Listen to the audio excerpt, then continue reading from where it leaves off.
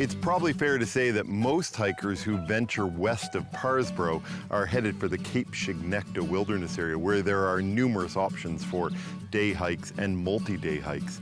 However, only 8 minutes west of Parsboro, sandwiched between Wharton, Diligent River, and York Settlement, you'll find the Ward Falls Trail. And that's where I'm on my walkabout today. This is a maintained trail, open to the public, but on private woodland. The land itself, and ultimately the responsibility for the trail, sits with Harrison Building Supply. C. Ernest Harrison and Sons Limited was founded back in 1932. Small forestry companies often really care about the land they own, despite not always getting that reputation. Well before land protection was as common as today, almost 50 years ago, Charles Ernest Harrison saw the beauty and special characteristics of this area and decided to leave it untouched.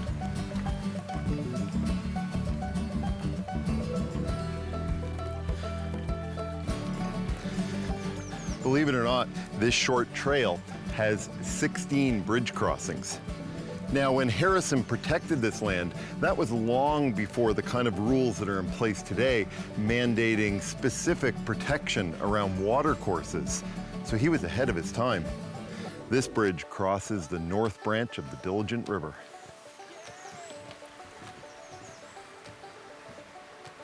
To give you an idea of where this trail sits, the start of the trail is found in Wharton, which was likely named after Lord Wharton.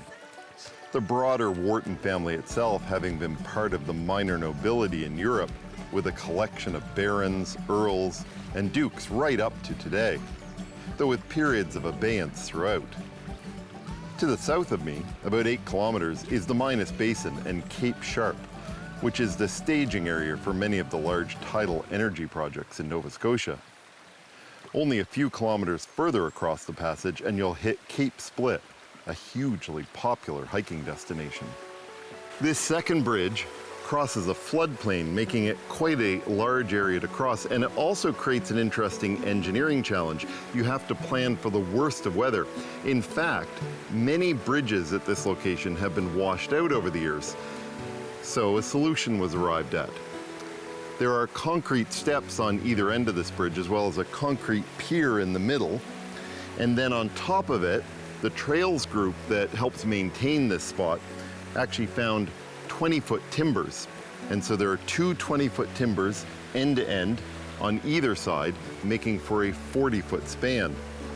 And that is how they cross this floodplain. It also makes for a bridge in a location that you may wonder, well, why is there a bridge here? But if you come in spring, this entire area can sometimes be covered in water. This trail starts just above what is known as the Parsboro Shore Eco District, on the very edge of the Cobequid Highlands Eco District. It's a zone that covers an area from north of the Minas Basin all the way into Pictou County. Across this zone, which is 115 kilometers long from here to Scottsburn, forestry is the primary use, with over 90% of the land area forested. At one time, logs from this area supplied shipbuilding efforts along the Chignecto shore, and hardwoods supplied a once thriving furniture industry. Only 1% of the area is made up of freshwater streams and lakes. Agriculturally, blueberries are the primary crop farmed in this district. Across Nova Scotia, there are around 1,000 wild blueberry growers. It's a big industry. In 1956, provincial harvest topped out at about 4 million pounds, but by 1998, it was over 20 million pounds. And today, wild blueberries are Canada's #1 fruit export, which is amazing considering they only grow in Atlantic Canada and Quebec. The industry in Nova Scotia generates $100 million in export sales every year. Gary Harrison was one of 3 Harrison brothers, along with Charles and Don. Now, he passed on to us that this trail first opened in 1975 or 1976. And over the next decade, a number of bridges washed out and the trail sustained considerable winter damage. So in 1993, the Harrisons set about reconstructing this trail, including all new bridges. And even more recently, the signage was replaced, including a map and places to stop and rest. Over the years, the Harrisons turned over the day-to-day maintenance of this trail to an association, the Cumberland Trails Association, though the Harrisons still provide the funding in order for that maintenance to be done. The Cumberland Trails Association itself was originally founded, and their primary purpose is to maintain the Trans-Canada Trail from Oxford to Colchester. Charles Harrison passed away in 2003 at the age of 73. He came from Harrison Settlement, which is more or less 10 kilometers north of here. He'd served as president of the Lumber Bureau and the Wild Blueberry Association of Nova Scotia. With the dedication to preserving this land, it's almost surprising that this isn't called the Harrison Trail, but rather the trail gets its name from Ward Falls, which I'm getting very close to. The Harrisons and the Trails organization care very deeply about this route. So much so that when the Walkabout team told them we were going to be coming out to explore here, they came out and made sure the trail and the bridges were in tip-top shape. Now, the truth is, this trail and the bridges are almost always in tip-top shape because they are out here all the time making repairs. And that means, despite the fact that there can be winter or spring damage, this is a trail you can visit year-round and know that it'll be a sure bet.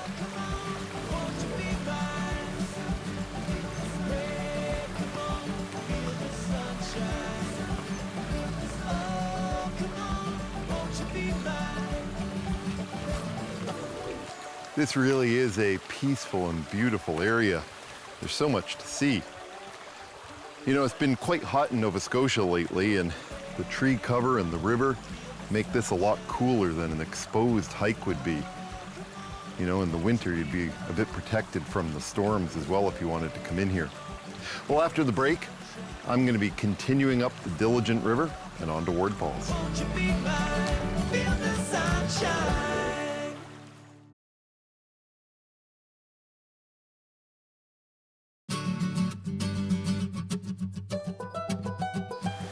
I'm hiking along the north branch of the Diligent River to Ward Falls on land owned by C.E. Harrison and Sons Limited. The trail here is maintained by the Cumberland Trails Association with the support of the Harrisons. A number of years ago, Charles Harrison protected this land because he saw how beautiful it was, so everyone could enjoy it. Diligent River is also the name of a community very close to here. The French are said to have called the area Gascon. It was Governor Parr who, during a visit in 1785, is said to have been so impressed with the diligence and industriousness of the United Empire Loyalists making their homes in the area that he named it Diligent River. Lieutenant Elizur Taylor was one of the first European settlers in Diligent River, together with Captain Samuel Wilson around 1777. Governor John Parr himself comes up a lot in history. He was the military adjunct to James Wolfe in 1755, a colonel best known for his defeat of the French in the Battle of the Plains of Abraham, in what is now Quebec. Parr was stationed in places across Europe and purchased the rank of lieutenant colonel not long after working with Colonel Wolfe. What made Parr special at the time in Nova Scotia was he actually came to the province to become governor. The previous governor, Francis Legge, had been an absentee governor for 6 years living in England, while Nova Scotia was ruled by a military lieutenant governor. Parr ultimately hoped to become Governor General of the Canadas, but this went to Guy Carleton, for whom avid Walkabout viewers will know from Season 2 that Guysborough in Nova Scotia is named.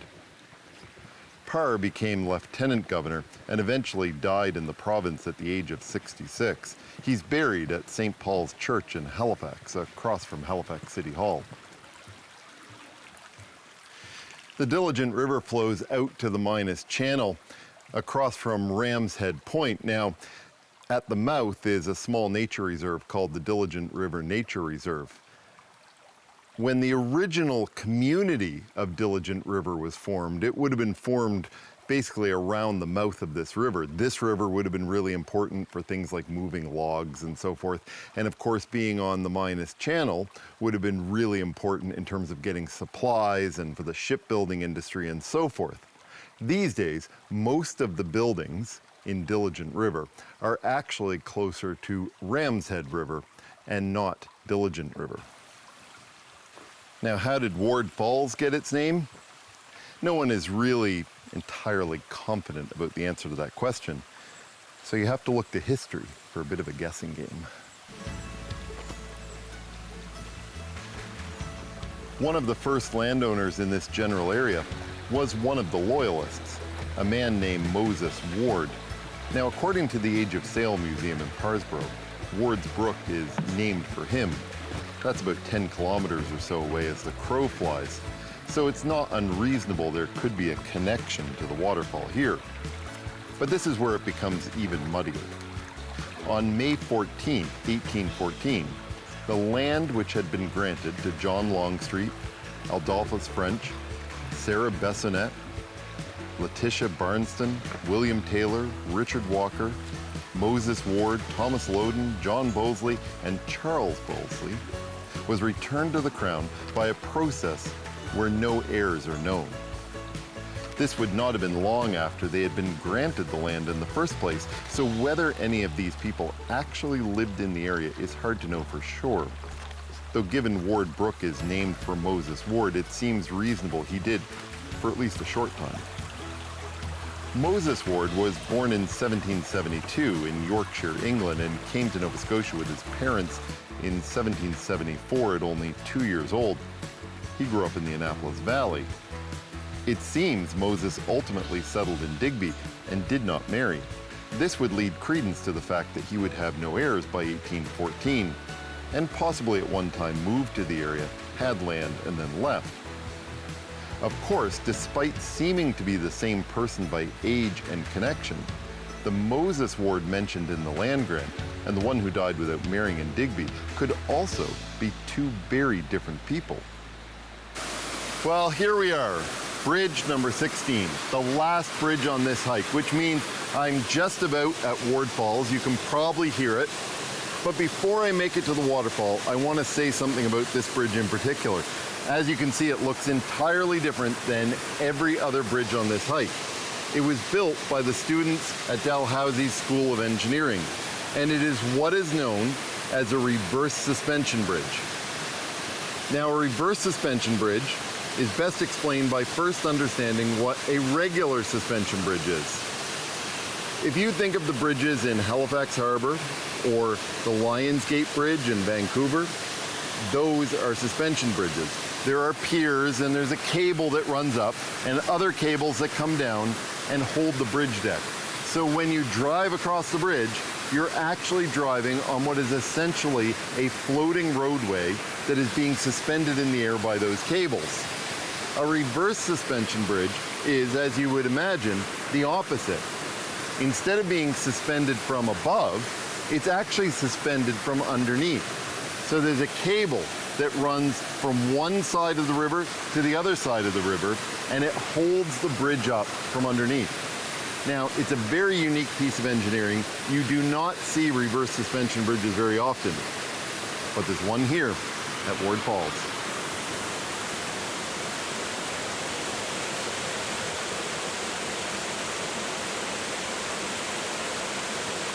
Well, this is Ward Falls, and not only is this a popular hiking destination, but many people come here to swim as well. Now back to the name. Was it Moses Ward? Who knows? In fact, the Ottawa by the Sea Museum suggests that around 1921 there was a man named Edward who with his family lived in nearby Wharton. And they say that the brook and the falls may in fact have been named after him. Who knows? You know, chasing these names can be a bit of a rabbit hole through history, but it can also be a lot of fun, and you can learn a lot of really interesting things about different people who have lived in these areas. This is such a beautiful, almost magical spot. And the public can enjoy it because of the generosity of a private landowner who wanted everyone to be able to experience nature and this waterfall. You know, waterfalls are just so powerful. The sound, the feel, even that spray. Well, after the break, I'm headed about 20 kilometers or so west of here to another spot that is absolutely magical, a special geologic formation, and another waterfall, but one that will take a little bit more work to get to. Be mine, feel the sunshine.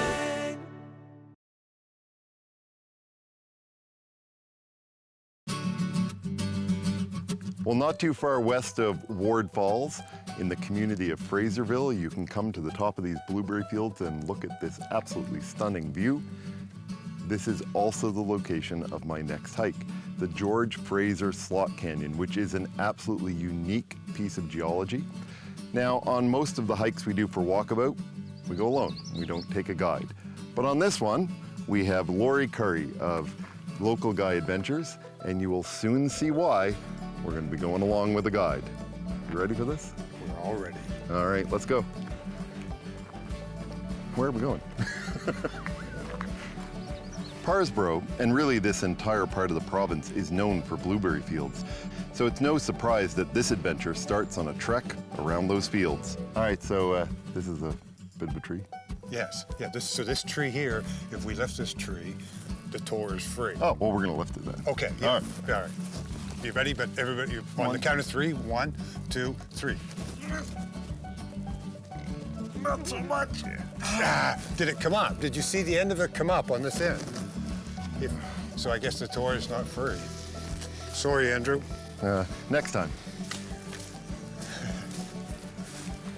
It's very pretty in here. Oh, it's beautiful. So before we get to the canyon and talk about what the canyon is itself, I should mention a little bit about this area. This is called Fraserville, and it's named after Lieutenant Fraser, that same Lieutenant Fraser that came with the Loyalists in 1784, who I mentioned during the Ward Falls hike. So that would have been the old road, the logging road going up there. Fraser was a British officer in the New Jersey Volunteers. While Scottish in descent, he was born in the United States in 1734. He joined the British Army as a volunteer in 1776. Almost exactly a year into his commission, Fraser, in February of 1777, was captured in a surprise raid of Bennett's Island and was imprisoned south of Princeton. There he stayed for a year and a half before being released in a prisoner exchange. 6 years later, Fraser received a large land grant from Governor Parr and settled on the Parsboro shore. He would die in this area in 1823. So I guess this part of Fraserville is called Bennett Hill. Yes, this is Bennett Hill. And the falls is called the George Fraser Slot Canyon. And if you follow the brook up, it's actually the George Fraser Brook, and you can follow it the whole way up, so to the falls. Big tree. Yeah, it's probably 75, 80 years old, so this is the one that we ask people to give a hug to on the way by, because sometimes if you're coming here, she'll stop you, so we figure she's right there, so we might as well give her a hug on the way by. And Yeah, I sure will. This is George Fraser Brook, and that way is the Minas Basin, and that way is the waterfall. Now, this brook is also tied to that same Lieutenant Fraser, because George Fraser was actually Lieutenant Fraser's great-grandson. Now, George Fraser, by the time he was 21, well, he was a farmer in this area. Lieutenant Fraser had 4 children, one of whom, Francis Jr., married Zerviak Knowlton, and they had 4 children, one of whom was George Fraser. Now, George was born on September 25th, 1849, and lived a long life, passing away 5 days shy of his 92nd birthday in 1941. So we are obviously in the middle of the Slot Canyon at the moment, heading up to the waterfall. Now, slot canyons are particularly rare in Nova Scotia, but they are not rare in some other places, such as Nevada and Utah. Now there, they look very different. And that's because here you see all this green, the moss, the ferns covering it. There, they're basically naked rock. We continue up. In this photo I recently took while hiking in Nevada's Valley of Fire, you can see exactly why a slot canyon is called a slot canyon. These features are usually formed by rushing water and flash floods from rainfall far away, and the resulting erosion. It's the rapid onset of the rushing water that carves the stone into a slot. Each season, the rushing water, instead of widening the stream and creating a V-shaped valley, simply deepens the trench bit by bit until you have an entire canyon. For this to happen and not have the rock collapse takes a special combination of rock and water flow. The result is a very high-sided canyon that is often relatively dry. Just watch your back on this guy, Andrew. Yeah, so we normally pick up all the garbage on the trail, but this guy, he's been here 7 years, and the slugs and the squirrels love it. And because of the name of it, we leave it here. It's called a timberland shoe. So, and I have no idea how the guy or girl come in here and lost a shoe and didn't know it, but so anyway. Well, that's impressive.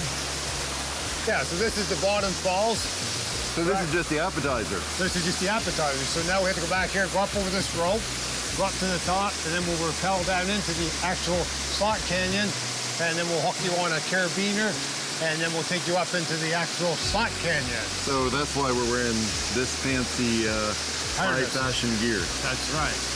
All right. Well, let's do it. Let's go.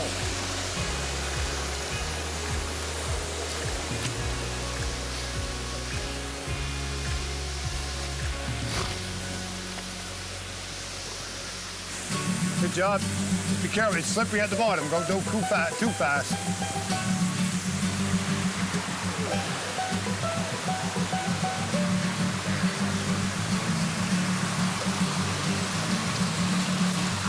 Holy moly.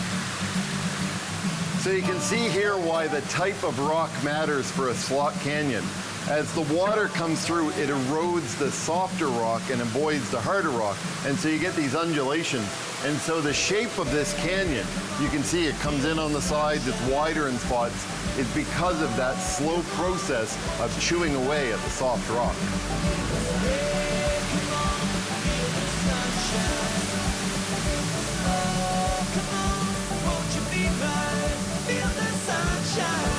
Well, that may not have been a long hike, but it was certainly beautiful. It was challenging in places, but you know, life is too. And waterfalls? Well, waterfalls wouldn't be so melodious if it weren't for the rocks and the challenges. I hope your next walkabout takes you somewhere where you can listen to the melodies of nature.